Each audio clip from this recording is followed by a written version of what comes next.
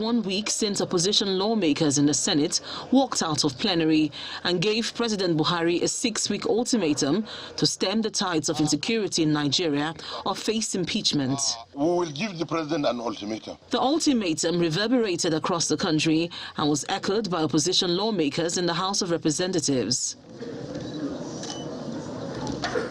While the countdown to the expiration of the 6-week ultimatum rolls by, in the meantime, the Senate leadership is holding a crucial meeting with the service chiefs and heads of security and intelligence agencies over the worsening security situation in the country. Investments in the security of life and property in Nigeria. Setting the tone for the meeting, the Senate President says the security crisis in Nigeria has lingered for too long and appears to be worsening, despite the National Assembly providing support to the executive to tackle the situation.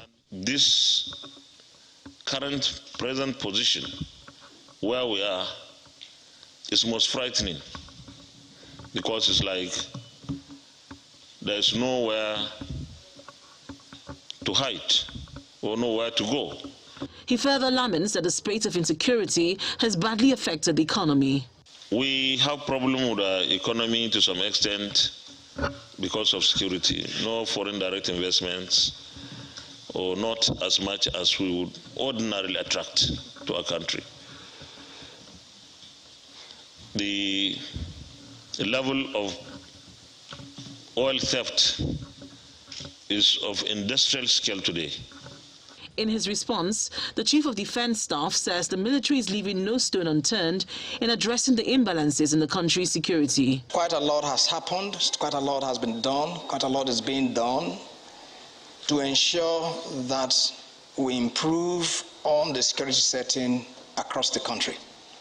The Senate leadership and the service chiefs thereafter continued the meeting behind closed doors, which lasted for nearly 5 hours. However, none of the parties spoke to journalists after the private discussions. Linda Kibe, Channels Television News.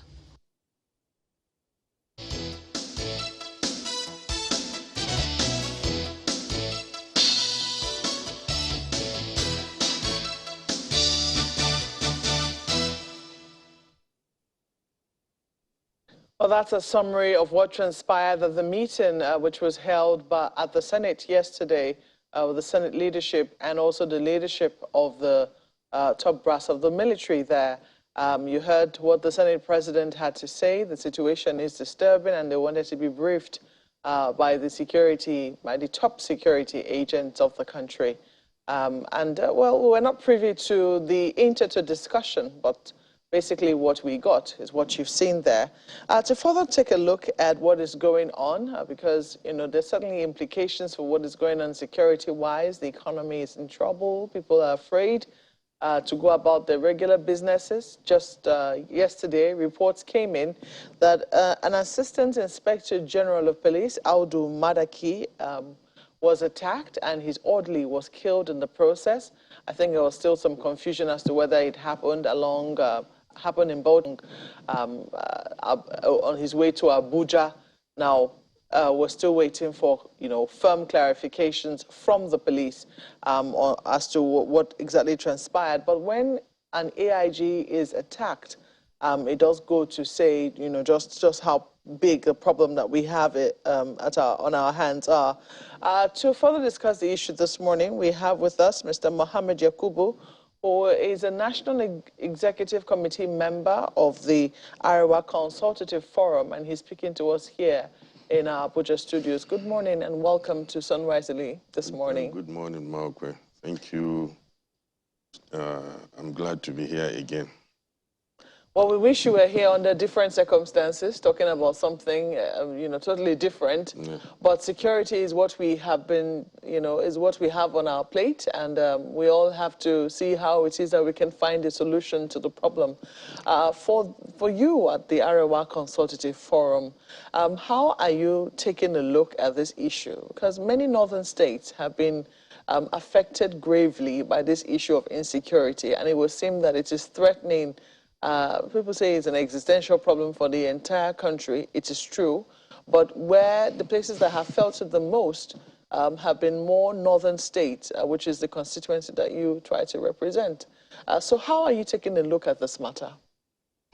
Thank you, Mark. Good morning, Nigerians. Please, if you permit me, I need just a moment to honor our security agents, our security men that have been making sacrifice to protect this country, that have lost their life and are still continuing to lose their life, and Nigerians that have been traumatized and that have lost their lives too in this avoidable carnage and these avoidable challenges. Before I proceed, just one moment of silence. May their gentle soul rest in peace. Amen. Well, the security situation in the country is no longer new to Nigerians. And it's no longer just a problem confined within the North. It's across the country now. And we have seen some escalation of the challenges and the audacity of these terrorists in carrying out their dastardly acts. One of the problems of these security challenges, or the security problem we're having in this country, is, number one, lack of supervision.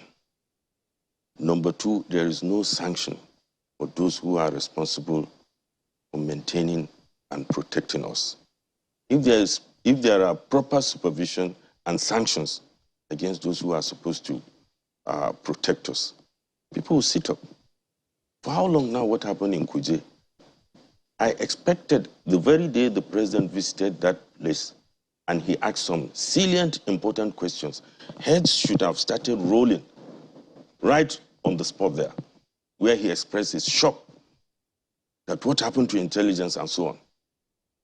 The Minister of Interior, Defense, and so on. You don't think that would have been brash? No. The situation demands that at that point in time. People would have sit up. For this long now, up to now, the heads have not rolled. Or I would have expected that day that the president gives firm order that within the next 24 hours, I want a report on this incident on my table. Failing, heads will roll. But as we speak now, nothing has happened. Yeah, well, and probably that's how it's going to go. And you just heard what the Senate president said. Mm-hmm. We got a briefing from the National Security Advisor who said that the investigations on that are about to be concluded. That's on the Kuje attack, but also mentioned something to the effect that, you know, everybody needs to be involved in this matter, that if the people see something, they need to say something. There are people who are paid to do this job. Why are they not doing it? And considering the magnitude of what happened that day, 24 hours is even too much to get a report on that issue. And heads should have rolled immediately. Then people will sit up. What happened in Buhari would not have happened. What happened to AIG that you just mentioned now would not have happened. If heads are rolling and sanctions have been taken against those who are supposed to, who have failed in their duties. This is just the problem. But do we really understand what the issues are? Do we understand what the problem? We saw the documentary recently done by Trust TV and the BBC, trying to dig deep into the root of the problem in the North. I do not know whether you've seen that documentary, and whether or not you're able to say that this is what exactly the issues are or what they're not. Look, I've watched that documentary. What my issues and my take on that documentary is that the government of the day has allowed this problem to fester for a long time without taking the necessary actions. If they have taken the necessary actions right from the time they came in, let me tell you, one of the reasons why people like us voted for President Buhari in 2015 is because he's a retired general. And most of us think that these security challenges, and he even said it, that within 6 months, he gave a timeline at that time when he was campaigning, that within 6 months, he will get this problem solved. It's from solving these security challenges, you will now have peace, and from peace, you have development. With these security challenges, you can't have peace, you can't have development, you can't have anything. So, some of us that took the pains to stand by him, to stand with him, despite all what some of his colleagues were telling us at that time that, no, we are going to be disappointed at the end of the day. He succeeded in disappointing us. He succeeded in proving his colleagues right. We thought at that time that it was just maybe a military rivalry or so on. That's why they were making such derogatory, uncomplimentary remarks about him. But he has proven them right now. The bottom line of the whole problem is lack of supervision and sanction. That's all. So you think that this rests squarely at on the table of the president? Of course, he's the commander-in-chief. If he leads from the front and gives the right order, the whole problem will go. And there are generals who have come on this platform who have spoken that in the next, these challenges will not take more than 6 months. Only God knows what is happening to the president. Anybody that tells you that he knows what's happening to the president is telling lies. Only God knows what's happening to the president and why the government has failed so woefully in all fronts. Well, you are not the only ones who feel this way. I mean, only recently we saw moves by the National Assembly, I think, in the Senate, to see if they can start impeachment proceedings against the president. They believe that he too has failed and that they have powers to be able to remove him. I mean, if that's what the Constitution gives them powers to do. What do you make for the calls for impeachment by the National Assembly? Number one, that shows a vote of no confidence on the government and the president himself, which most of us since 1999 have saw it coming. 1999? Sorry, since 2019, sorry, beg your pardon, since 2019, we saw it coming. That's why some of us didn't come along with him in 2019 election. I supported Atiku because I think he's more prepared. Be that as it may, the National Assembly members that are now trying to impeach him, they are welcome, since they are now waking up. But I have a different take on that. I think what they are trying to do is just to wake the president up and ensure that he sits up. If the president is worried about his legacy, the legacy is going to leave behind. He will be worried about what the National Assembly are trying to do now. And the National Assembly needs what they are trying to do now to get back home so that they can campaign for the coming election. So you don't really think that this is really a sincere move to try and impeach the president? It's a sincere move, but seeing it through is what I doubt if it's going to be possible, given the timeline, given what we have left now. It will take another 3 months. National Assembly members are coming back by September. By the time they resume September, October, November, December, we have less than 2 months to the general election. So it doesn't make any sense. But it will add to the CV of the president. At the point in time in his, under his watch, he was almost removed. And I think if he is worried about his legacy, I think he still has some time now to see that he can change the fortunes of this country. I'll come back to the original question which I asked you, but let me quickly introduce a guest who has since joined us, Honorable Simon Mwankwon. I hope I'm pronouncing that right. You correct me if I'm not. He's a member representing Riyom Barkinladi constituency in Plateau State. You're welcome to our program this morning. Thank you. Good morning, viewer. Good morning. Just to clarify, please, sir, what's your name?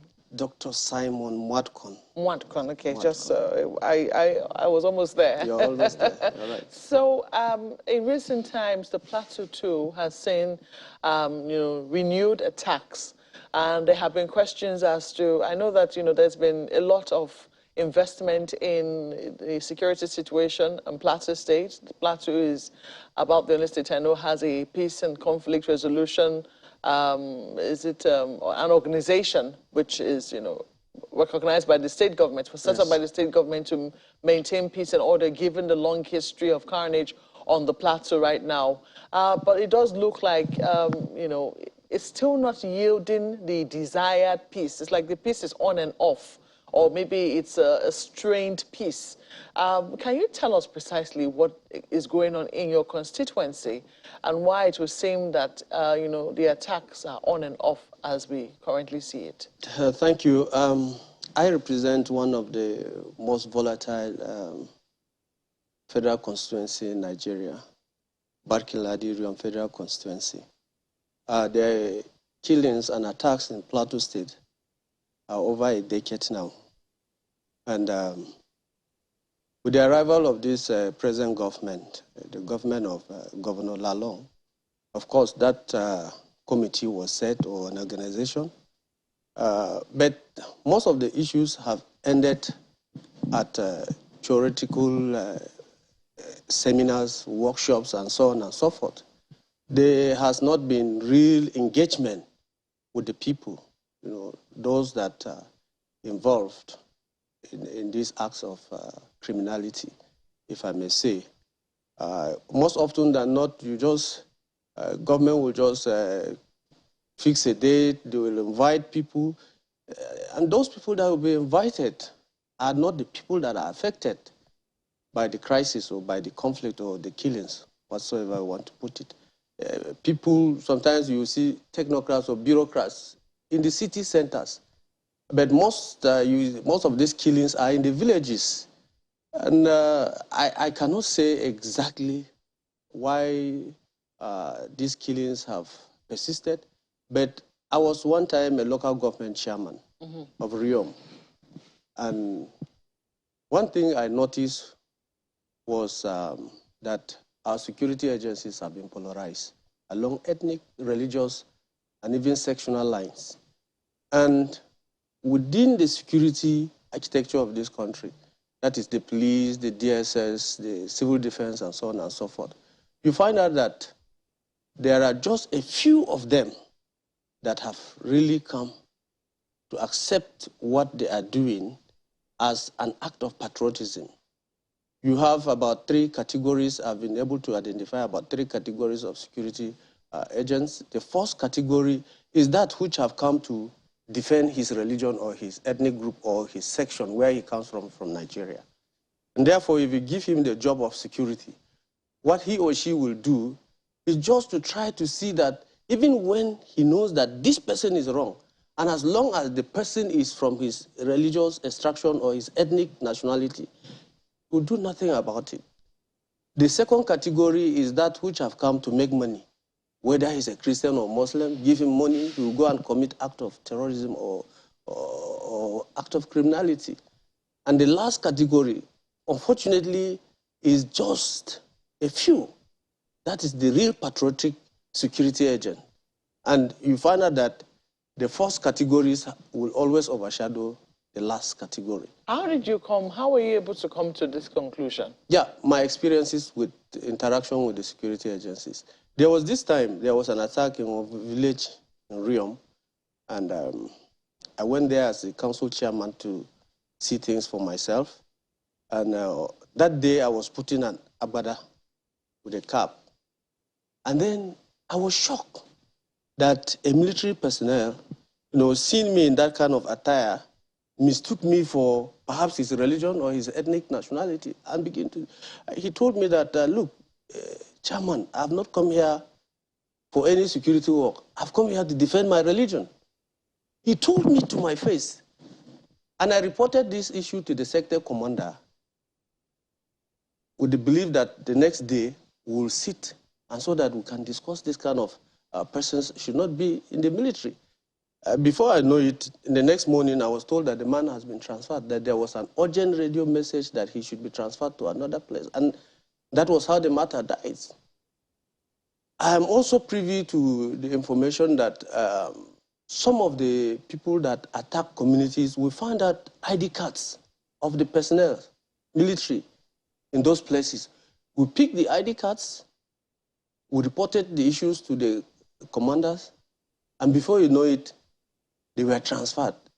So I came to the conclusion that some of these personnel are also involved in the killings. And my interaction with them too reveals to me that it is only few of them that are patriotic, because you will see the zeal and the urge in them to make sure that the crisis comes to an end. So that's how I came by this analogy. It's a very grievous, how will I put it now, a very grave conclusion and analysis that you've given. And it's not the first time we've heard it. I mean, just on Friday, we're speaking with PDP chieftain Osita Chidoka, who was talking about how there's been a wedge driven amongst our security agencies when merit is not enthroned within the security agencies, because they, amongst the security apparatus, know amongst themselves the people that are the best and the people that are graduated top. So if those people are not elevated and other people are picked for various other reasons and elevated, then, you know, you begin to, you know, tell the people, send a message among security agencies that is about who you know, where you're from, what your tribe is, etc., what your religion is, and that's what gets you up. Sometimes the elevation is based on quota system, which is wrong. Yeah, so not merit. Yeah, so I mean, it is a major challenge, and there will be questions as to how do you begin to correct that. But you said something. I mean, because even though that is a challenge, we still see that there is still some attempt at work, and even within Plateau State itself, it recognizes that it would seem that its own challenges are a bit more peculiar. That's the problems that it faces. The so-called farmer, indigent settler crisis, which has plagued the plateau for many years now. That makes it particularly thorny. And your state government, your state governor has tried to set up an institution to see how we can begin to, you know, find solutions locally. You say that is not working because they don't really engage. There are no real engagements. No. I wanted more clarity on what you meant by real engagement. Well, even though you already explained that it's not the people who are really affected that are usually, you know, called into this conversation. But on the occasions where those people actually come, are they able to speak freely? Are they able to say truly what is on their mind, what your fears are? And given a long history of what, you know, of what the problem, the crisis has been on the plateau, have there been, what real proposals have there been for lasting peace? Because well, let me say something about the indigenous settler thing. That is more or less an elitist belief. If you go to the villages, nobody is talking about indigenous settler. It's more of an academic exercise. It's more of an elitist thing within the city center. You can't see it replicated in the villages or in the local governments. Why do you say so? Because if you go to my local government, for example, you will see a lot of ethnic nationalities, different people from different parts of Nigeria, different religions, different ethnic groups. They interact, they eat together, they work together, and there's a synergy between all these people. It is only in the city centers with the elites that you find out discussions on indigenous settler thing, and especially when it has to do with an appointment from government. Outside this, it is not seen anywhere. So people have... So what then is causing it? Because, you know, there are those who continue to... What is causing it? We have said this time without number. One of the things is an attempt to grab land. Some people really want to take over our land. It is clear. If they said it is a header farmer crisis, you don't rear cattle in the night. But the killings take place in the night. And the whole community will go, they will ransack that community, they will kill women, kill children, shredded these people, and, I mean, take them off their inheritance. So it is not a header farmer kind of thing. The header farmer clashes, you see it in the daytime, when the farmer perhaps is cultivating his land, and the header wants to rear his cattle. And, of course, these have been there for long. It's not today. But we've never seen this type of killings. There are communities that do not even have headers. But you find out that at night, such communities will be invaded and people will be killed. So how do you interpret that as header-farmer clash? So coming to the issue of this agency that government have said, that I said it ends mostly in the city discussing, and the people that are affected are not involved. You cannot call a government, staff to come and discuss security issues in my village. The village head should be involved. The ward head should be involved. Youth groups, women groups within the community should be involved. We should be able to identify who and who is not part of us, who and who is causing the problem, and proffer solutions. Not that government will sit down there with an agency and begin to proffer solutions for villages or for problems that the government is not directly involved. So that is where I see that there is a gap. There is need for government to really involve the people that are affected directly, the communities. These communities have community development associations. They have youth development associations, and they have women groups. There are religious bodies. All these people should be involved. But by the time government will just sit down there and just look at some key government personnel, for example, perhaps I may be a commissioner from a particular village, and when such discussion will be held, it is the commissioner that will be brought, or one big government officer, which will not go down to the people that the crisis is involving. So that is the problem I see with this agency that government have set to kind of broker peace. Let's take a break at this point. I'll come back to the initial question which I asked you about how your organization is taking a look at, how this crisis is affecting the North. And we'll also be bringing in my colleagues from Lagos. Please stay with us.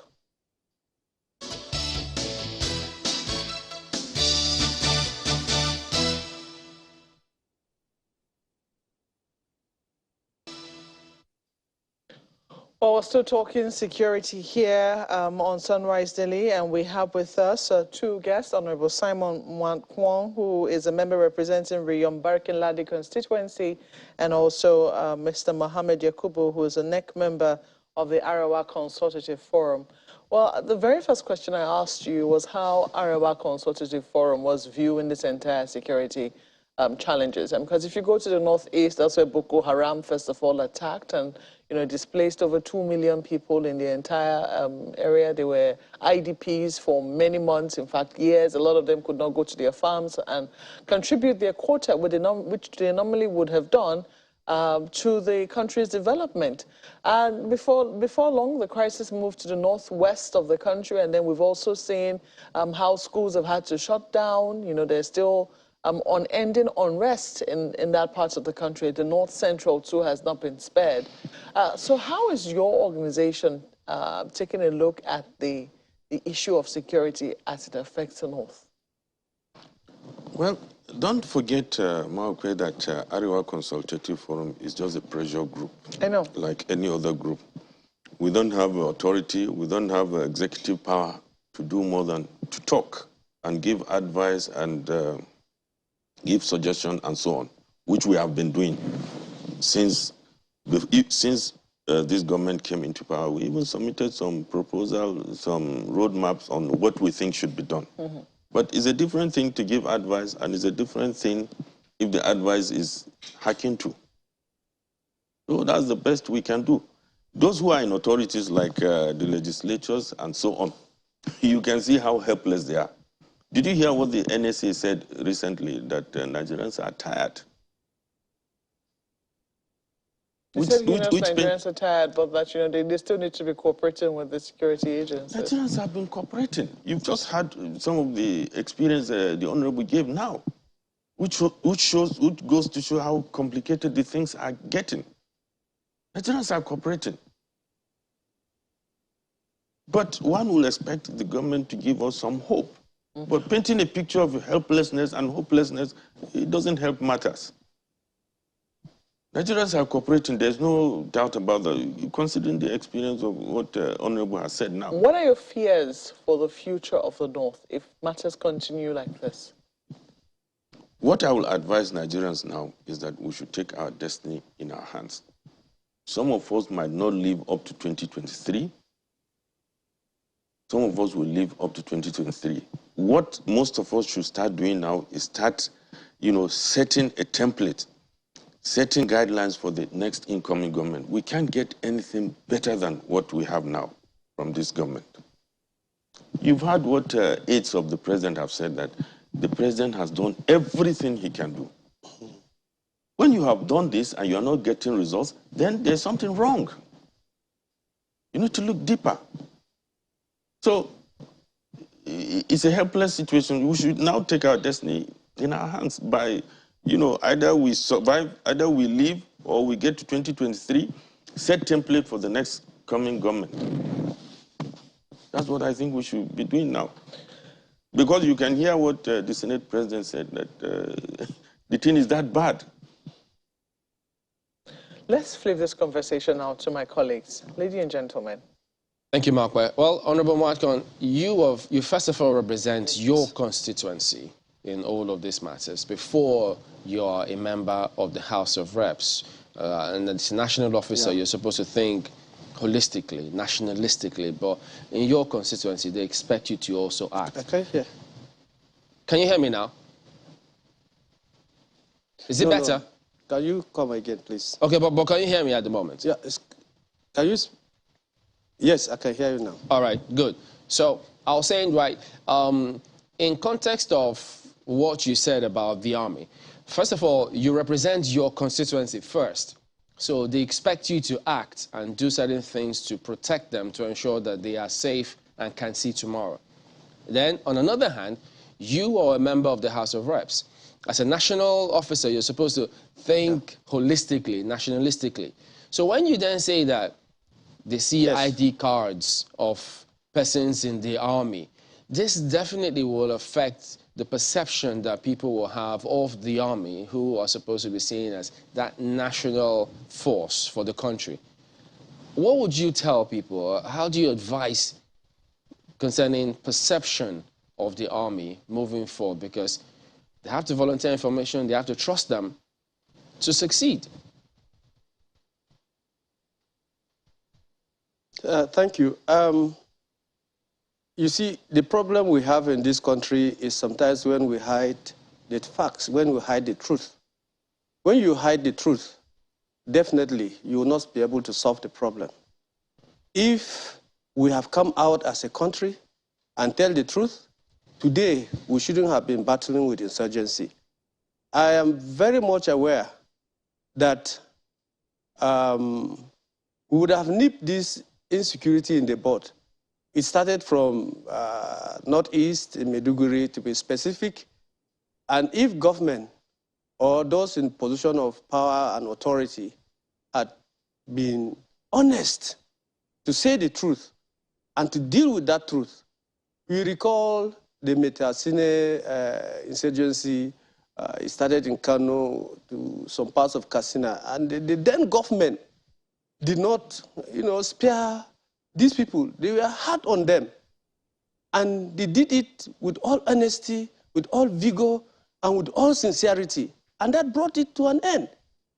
So for me to hide that the ID card of security personnel was discovered, I would be doing injustice to myself and to my people. And the truth is that when that happened, the person disappeared from that community. You see, the military is an institution. So I cannot just here, by fiat of speech or whatever, discredit the entire military.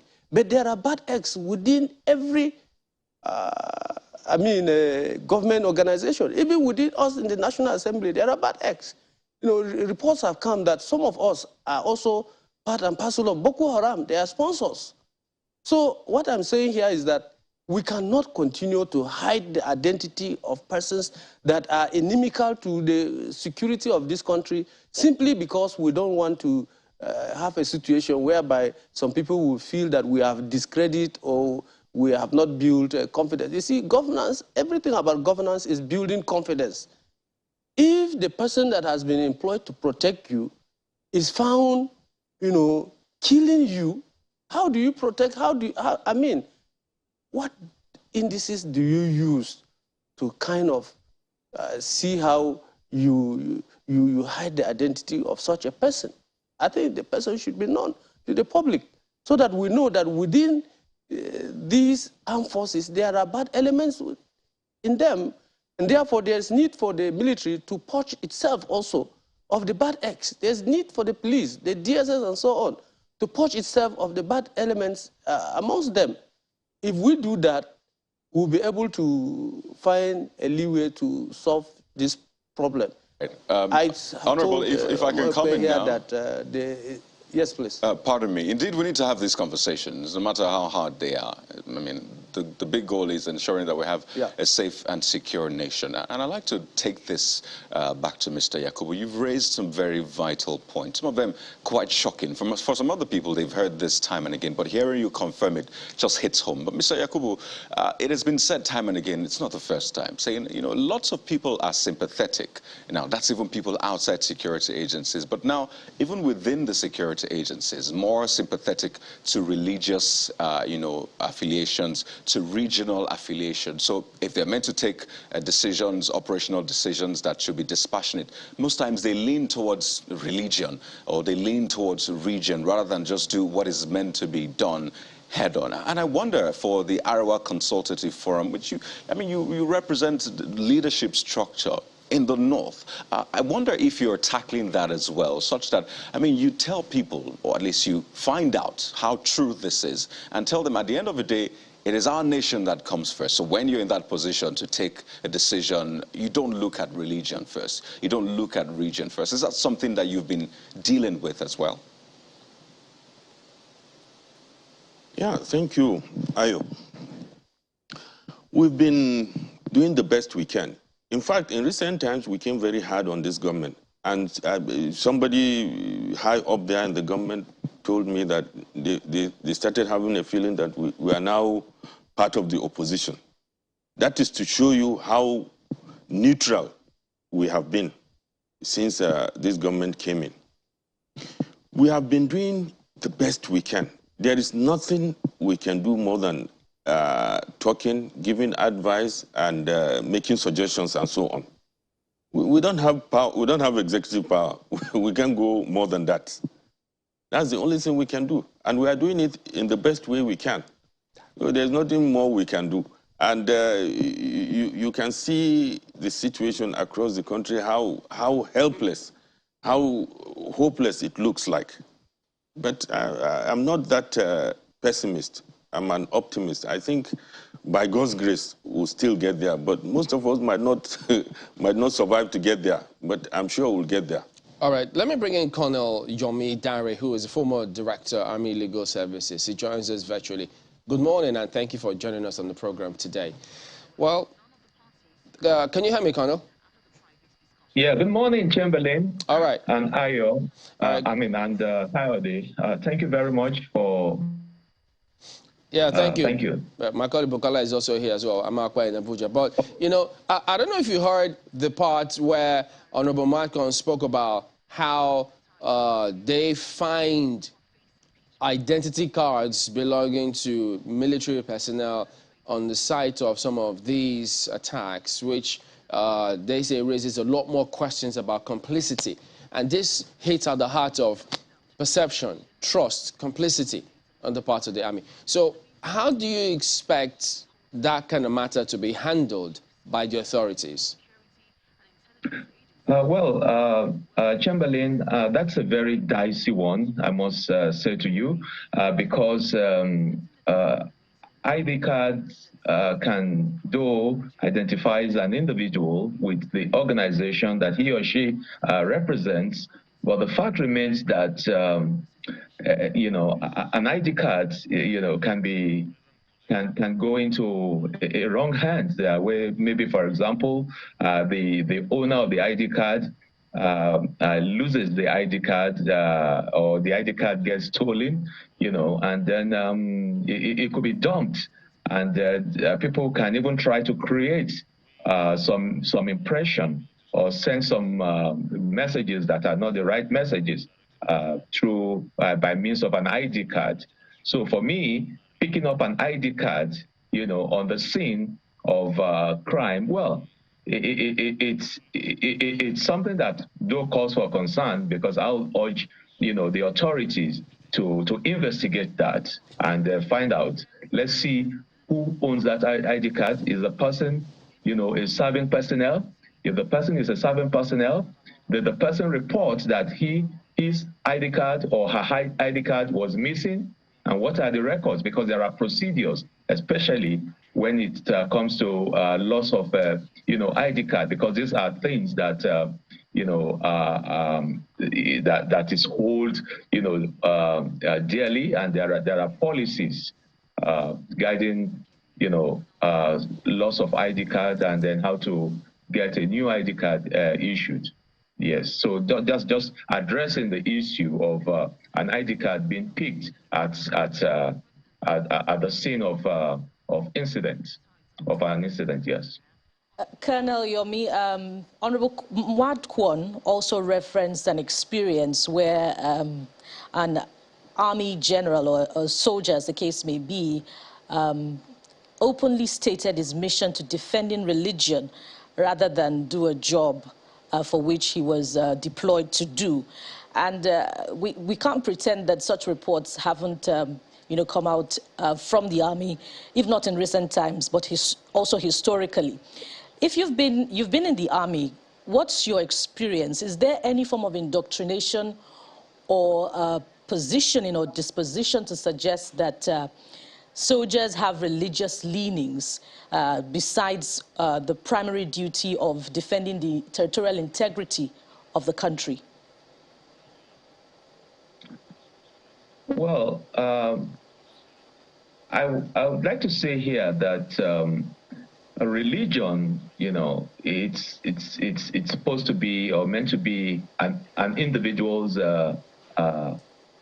belief, personal belief, and the military that I know, there's no doubt that sometimes you find some people displaying extremism, but ideally and by the training that is being given in the military, you are not supposed to be an extremist. People are allowed to practice their religion, but even at that, just like the gentleman said, the gentleman, the House of Rep member there said that, in every organization, whether you like it or not, there will be some bad eggs. And it's rather unfortunate that the person, the general that was being quoted, had to say such a thing, And these things really are not meant to be. They are not what it should be. So I want to advise that such elements, definitely should be, sent out of the military. And Colonel, these kind of matters, because when we say that the public is not aware of any disciplinary measure that has been carried out on such an individual, sometimes they'll say, well, it's a military thing, so it has to be dealt with internally. But the information was out in the public. This affects public confidence and perception of the army. Hence why the public should know when some of these things happen, or else if they don't know, there's a vacuum. And if there's a vacuum, they'll fill it with the last information they know. And that usually won't turn out well. And it will end up leading to them not giving or volunteering information or cooperating with the army. And if other people come in, they fill that gap. So it's a cycle that they need to address moving forward. But let me bring up this other matter. Yesterday, we spoke to some members of the House of Reps, as well as former generals, brigadier generals in the army. And they were speaking about how this directive, one of them, the Honorable particularly, said, we've had several directives from the president. And so this fresh directive of them giving the army marching orders may just amount to nothing. So give us some historical background. How does it work in the army? How is it that the commander-in-chief announces to the country time and again that he's giving the army the marching orders, and we literally don't see boots on the ground to action those decisions of the president? Well, I listened to that marching order, Chamberlain, and yes, even in the past, I mean, truth must be told. I've had such a directive being issued.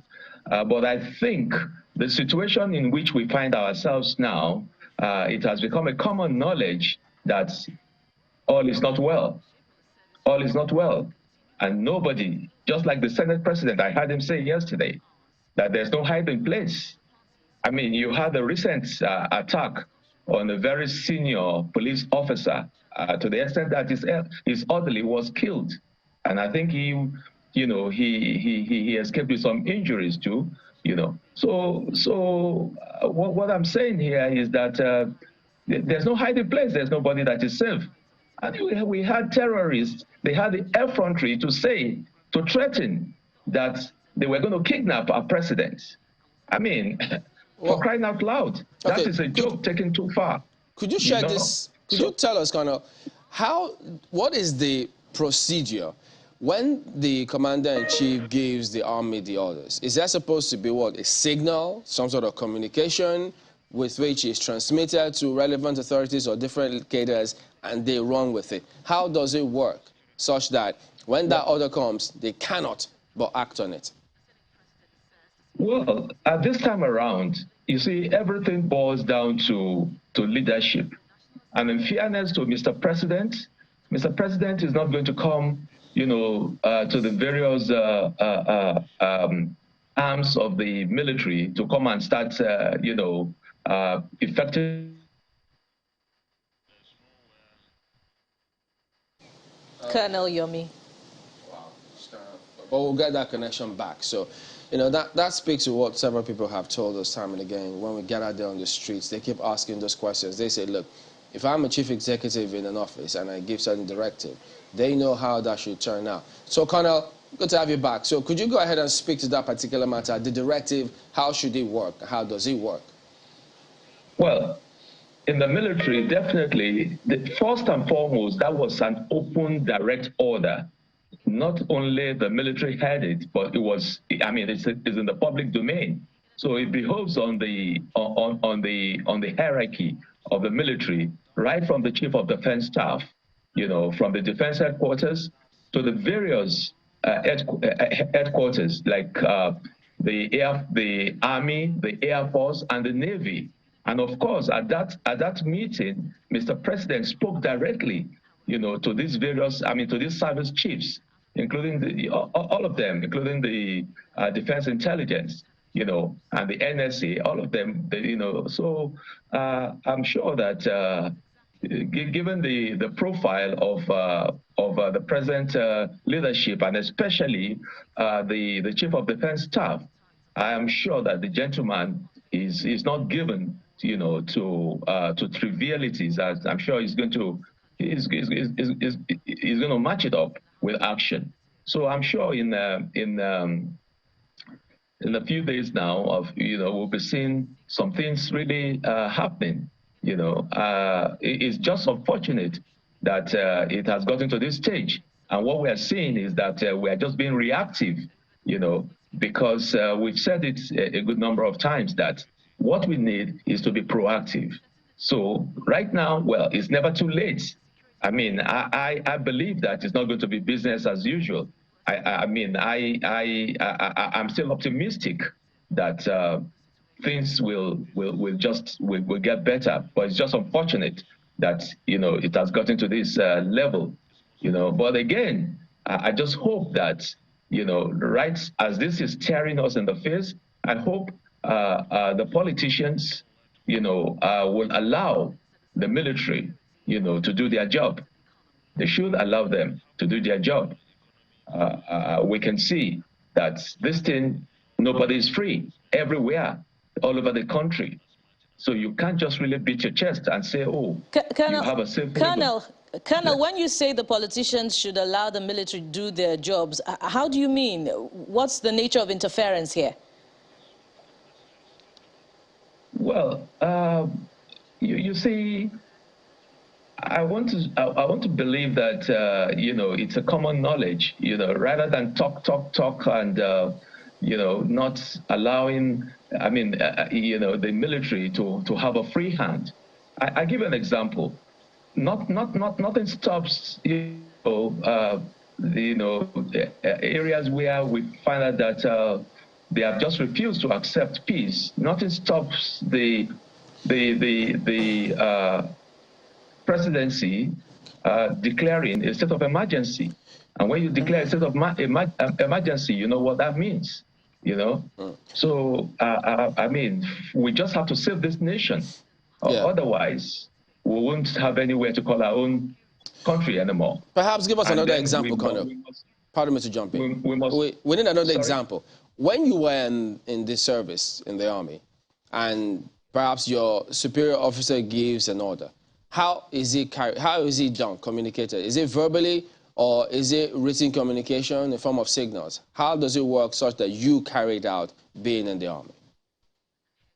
Well, it all depends. It all depends. Your superior, you know, can call you in and, you know, tell you that, look, this is what I want you to go and do. And depending on your own level of command, in order to pass it down to, you have to download it, you know, to your own subordinates too. So you can issue directives will definitely be issued in black and white, you know, in form of a signal and sent to all other commands.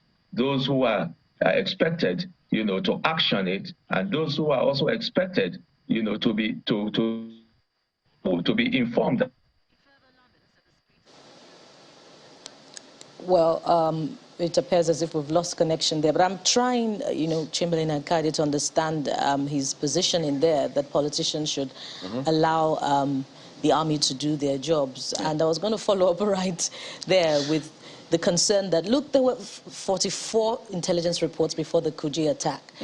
Where were the politicians there who interfered in the ability of the armed forces to do their job in that regard? I believe Colonel Yomi is back. Perhaps he could answer that. Or we could just go to, I mean, there's a politician in our Abuja studio. I'm not sure that the colonel was speaking about him, but at least he has an inkling as to how politicians, how they perhaps interfere. Is it part of those not allowing them to work? Honorable, over to you now. Thank you, Chamberlain. The president himself is a politician. That's what my colleague just said here. So who is interfering? Is it the president or the Senate president or governors or whoever? The security architecture of this country is centralized. It is Mr. President that gives directives. Even the governors have been crying loud and clear that they do not have the authority to give directive when there is a problem. So I don't know what the colonel, who he's referring to as politician in this case. I don't know whether the politicians have the capacity to stop, you know, the military from performing their duty. Honorable Malcolm, concerning... He has the best answer to that. Concerning the governors crying, as you say, on what grounds is that? Because if they all feel that a lot more needs to be done here, they are in direct communication with their members in the House of Representatives, their members in the Senate, their members in the state houses of assembly, who are all lawmakers.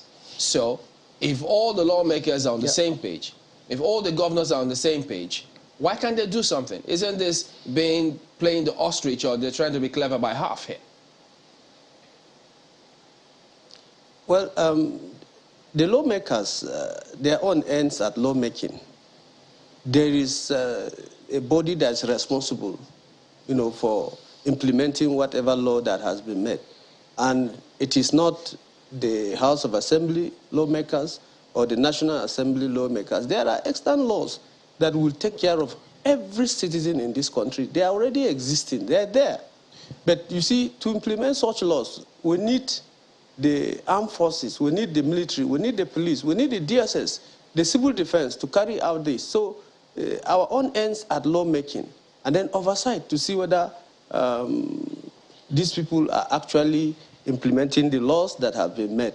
So outside that, there's nothing the lawmaker can do, because there are, like I did say, there are already external laws in existence that can take care of the security situation of this country. Do you think... like it has been said, the Kuje attack, the Kuje attack, sir, on the floor of the National Assembly, the Deputy Speaker reported to us that there were over 40 security information that that facility was going to be attacked, and nobody did anything. So how could we have, for example, relate that to the politicians having stopped the security agencies from carrying out their duties? Okay, so I think it is specifically now of the security. With respect and we have said it here, clear, loud and clear. Right, with respect to the governors having specific directives or giving directives to police commands in their states, what are their limits? What can they do within the law? They can do nothing. The Commissioner of Police at the state takes directives from the Inspector General of Police. And therefore, sometimes, even if the governor should give a directive, the Inspector General of Police or the Commissioner of Police of a particular state will wait until he receives directives from maybe a DIG of the zone or from the IG himself. So the thing is, if we have a problem, if they can do nothing, and we have tried to. Pardon me, you answer that now. If they can do nothing, and they are not happy with that, the question was that so. They have you lot, members in the House of Reps, Senate, the lawmakers, who they can reach out to and say, listen, we have a problem here. Can we amend the laws? Why can't that happen? Well, that is ongoing. The constitutional Honorable, for how many decades? Ongoing. And Chamberlain, there's a unique problem with this country. We like pretending a lot. Honestly, we like pretending in the sense that when something happens, and somebody feels that he or she is not directly affected, he seems to be docile about the whole thing.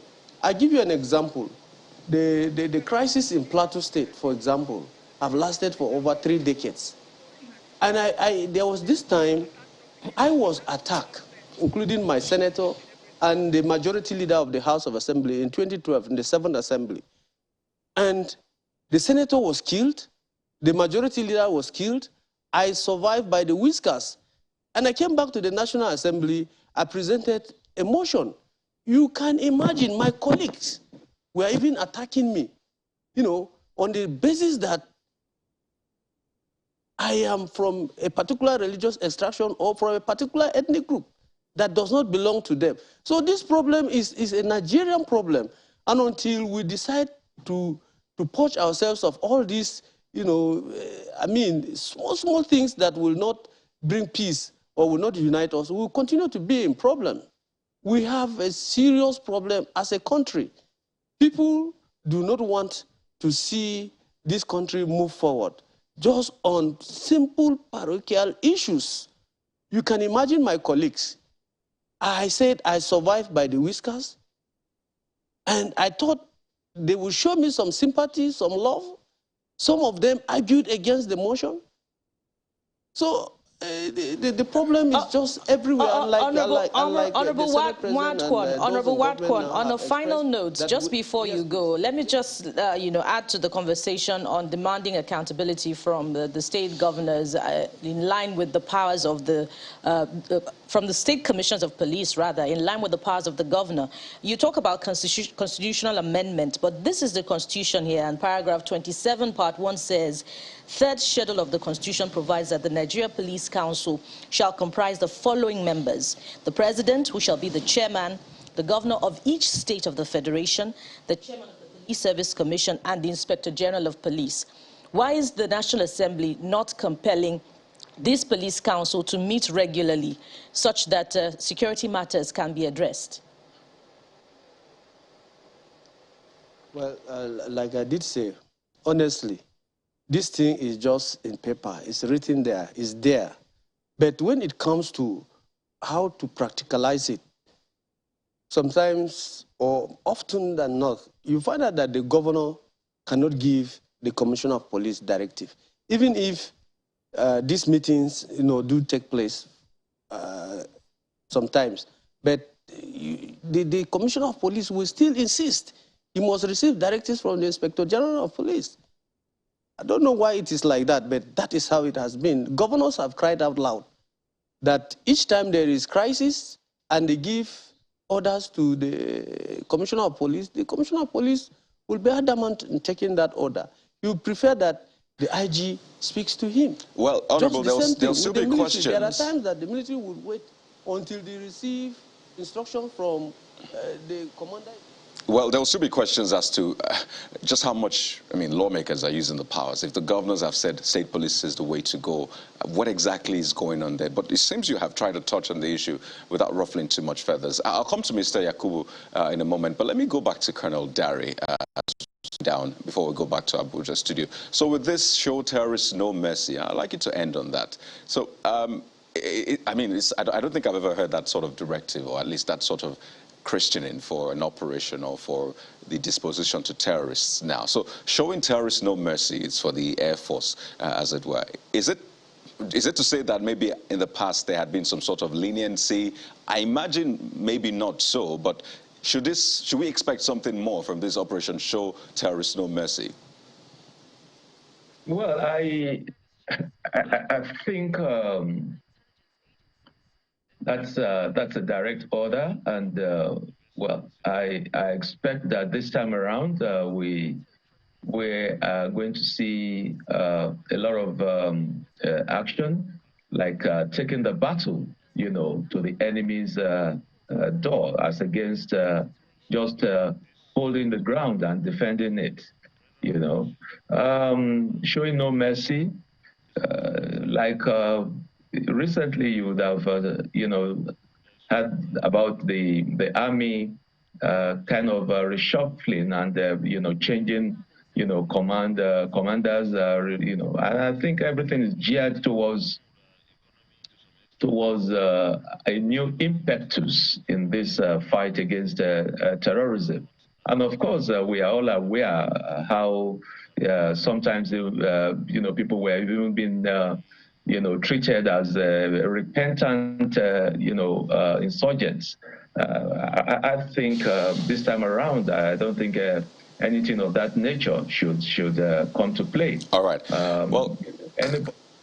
Pardon me, Colonel. Clearly an ongoing conversation. It's been very instructive having your insight on this one. We'd like to thank you so much for always answering us. We've been speaking with Colonel Yomi Dare, former Army officer, joining us from Lagos. Thank you once again, Colonel. Thank you, God. Thank you. Well, let's flip this over to our Abuja studio. Markwe.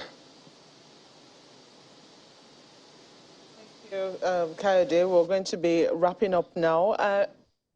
I don't want to say, what more do you think that we need to say? I mean, as you're leaving the studio now, I know you've shared your own insights into what the security situation is, but what are your expectations? I don't know if Mr. Yakubu has any expectations, but let me ask our Honorable here first, what your expectations are. My expectations are that Nigerians should defend themselves, period, because the issue has gone beyond waiting for somebody to come and defend you. It has gone beyond that. We must defend ourselves. From who? Whom are we whoever defending? wants to attack us. Mm-hmm.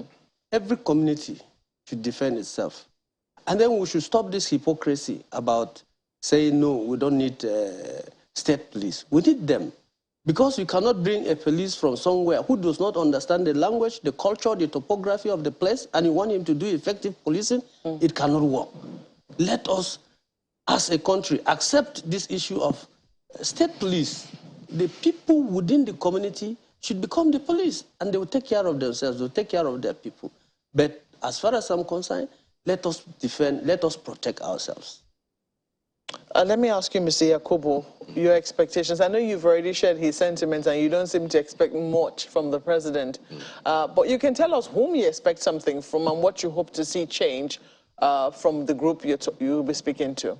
If anything happens between now and, if there are changes, positive changes between now and the election period, it will be a miracle to me. But some of us... And it's not impossible, because we've seen of course it's not impossible. We've seen it before. That's why I said it's going to be a miracle. But for some of us and people like me, we have zeroed our mind and we have taken our destiny into our hand. Like I told you earlier, if some of us survive up to 2023, live up to, we'll be grateful to God. If we don't live, that's the price we'll pay for what's happening, for the incompetence. I mean, that's just how resigned you are. You can hear you can see what the NSA said. You can see what the service chiefs are saying. It's they've painted a hopeless and helpless situation. And you heard the Honorable now that said that people are to protect themselves. Then what is the role of the government?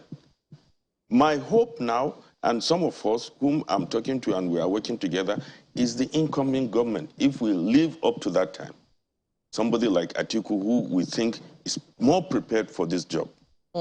You remember that there was a time when, excuse me, in 2014, yes, when there were fears as to whether elections were going to hold in the Northeast. Yeah. And I think the elections were extended by just 6 weeks or so. Yeah. And there were clearance operations in the Northeast. And elections held in almost every local government in the Northeast.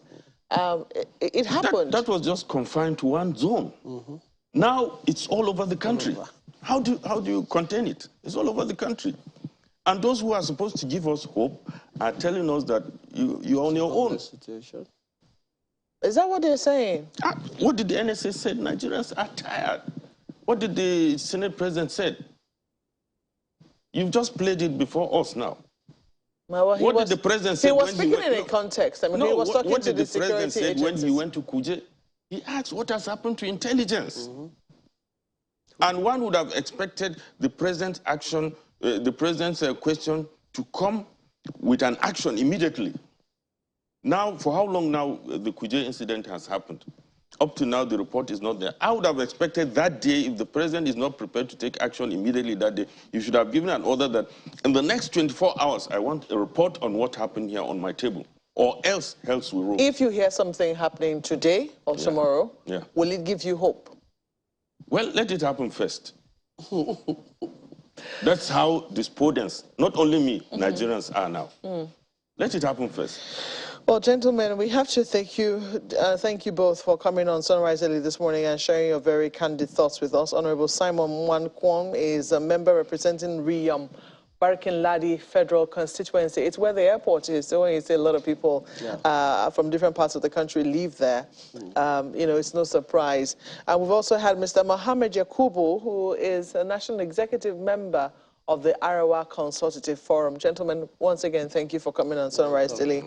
We take a break now. When we come back, we'll be taking you all the way to London for an update on the case involving former Deputy Senate President Ike Ekweremadu and his wife. In just a moment, please stay with us.